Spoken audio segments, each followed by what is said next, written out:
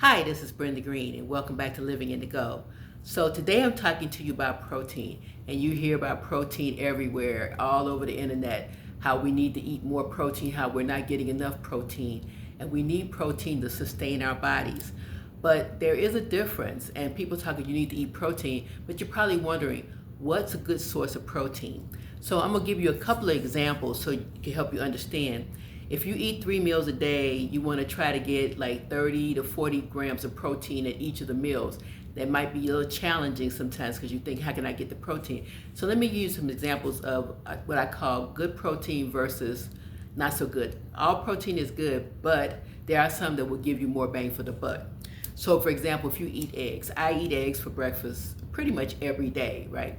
But an egg, when you think about it, an egg has maybe 6 grams of protein. Now, the way to figure out the formula to determine if that's a good protein for you or not is that you take the grams, you multiply it by 10.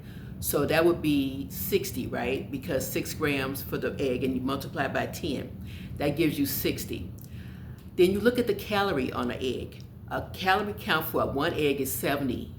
So the amount of protein that you are taking in with that one egg is less than the amount of calories. So it's not really giving you the bang for the buck that you need. So that's an example. Not saying that eggs aren't a good source of protein. I eat about 3 or 4 for breakfast. However, that's that one individual. If you use this formula, you can figure out what's a good source of protein for you. Now, if you take peanut butter, people like peanut butter. So if you have 2 tablespoons of peanut butter, that gives you 8 grams of protein. So you be thinking, oh, that's more than an egg. Okay, but then look at the formula. So if you multiply 8 by 10, that's 80, right? How many calories does 2 tablespoons of peanut butter have? 200 calories.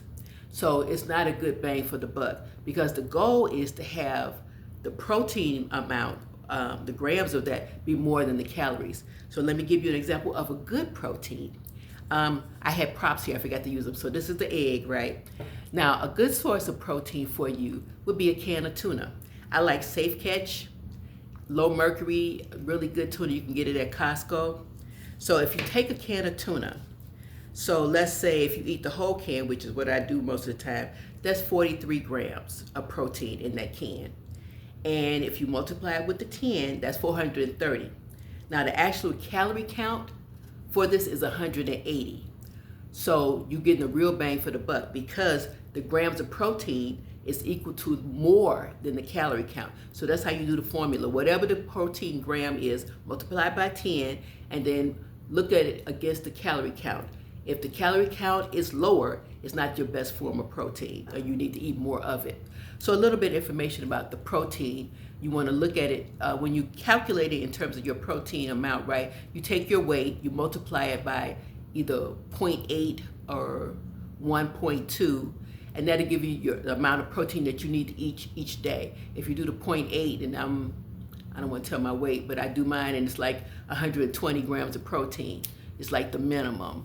And I try to shoot for a minimum of 100. I try to do more, but I try to shoot for a minimum of 100. So that's what your goal needs to be. So a little bit of information about protein. Hope that helps. Thanks so much, and have a wonderful day.